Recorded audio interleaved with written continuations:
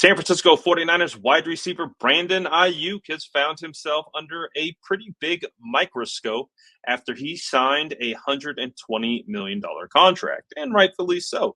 He's one of the highest paid wide receivers in the entire NFL, and maybe doesn't have the production to show for it, at least just yet.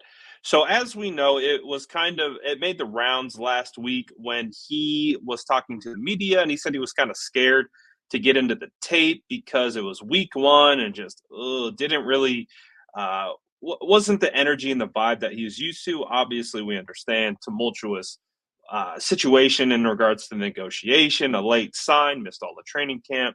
So you knew there was going to be a little bit of rust to knock off and an acclimation period. And so you got to hear from Brandon Aiyuk today and a much, much different tone. And I'm going to tell you why I think this is a really good thing for not only Brandon Aiyuk, but for the San Francisco 49ers. Take a listen to this video courtesy of KNBR. After the game, I didn't watch the film until this morning. I was a little bit scared to watch it, but not as bad as I thought.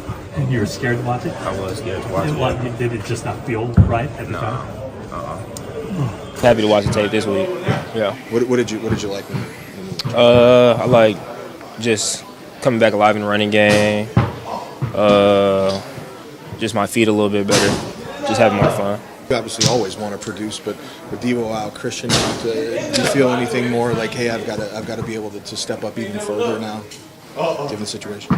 I'm just looking to take another step. We got another day of practice today, so looking to get better again today, tomorrow and Friday, and then just let it go on Sunday, see what happens. So I'm just from week one to week two, like the spirit seems different. He seems like he's back into the groove of things. Watching the tape, I already made a video on this talking about, kind of destroying the narrative that Brandon Aiyuk wasn't open or wasn't getting separation just because he wasn't getting targeted or wasn't getting the ball. There were plenty of opportunities where Brandon Aiyuk was open in that game against Minnesota. And for whatever the reason, Brock and BA just weren't linking up. That was really it. But he was open in a lot of different instances, whether it's read progression or, too much pressure up front that was forcing Brock to divert and go elsewhere. There was plenty of opportunities out there. They just weren't realized. So when you listen to kind of both of those videos back to back, you get a sense of like, okay, he feels like it feels like he's getting back on track. And now we know he'll be heading into week 3. Kind of, takes about 21 days to kind of really solidify a habit. And so I think he's back in the groove of football, where I think that wasn't the case heading into week 1.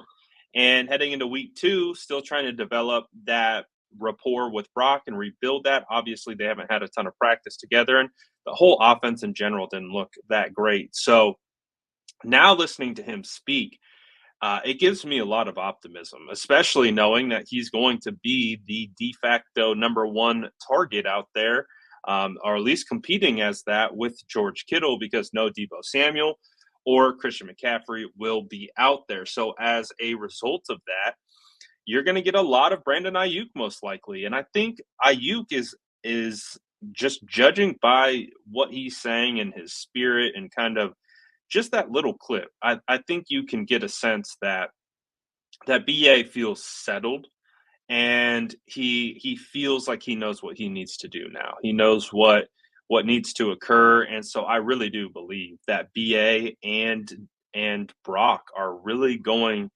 to kind of have their coming out party this week against the Rams. Obviously, they travel to Levi South, and they're going to be facing off against a very injured Rams team. But I do think I am looking at a situation where I do think Brandon Aiyuk will get targets, and he will be heavily involved. He has to be. So you combine that with the fact of the opportunities are there, the target share is there, and then you can sense the vibes. The vibes seem positive.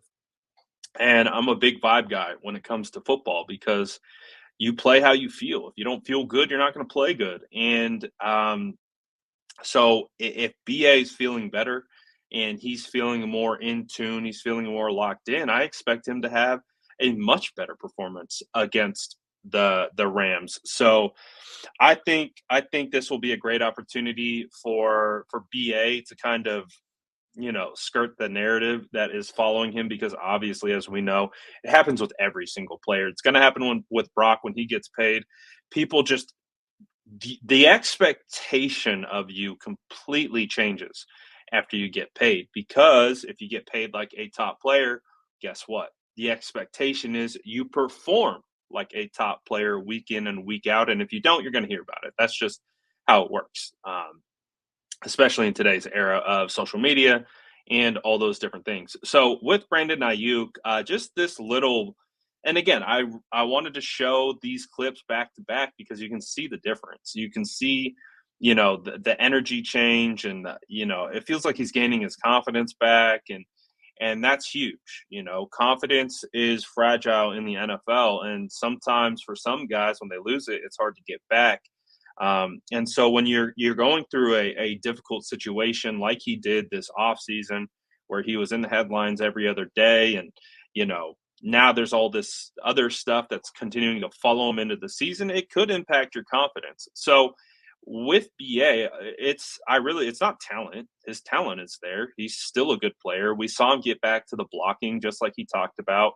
He had this one block against Harrison Smith that sprung Jordan Mason for an additional 15 yards because of his block. And I just think the confidence is coming back. I think the energy and the vibes are coming back. And I think it's a good thing for the 49ers, obviously, because they need it. They need Brandon Aiyuk, the fantasy football players. They need Brandon Aiyuk.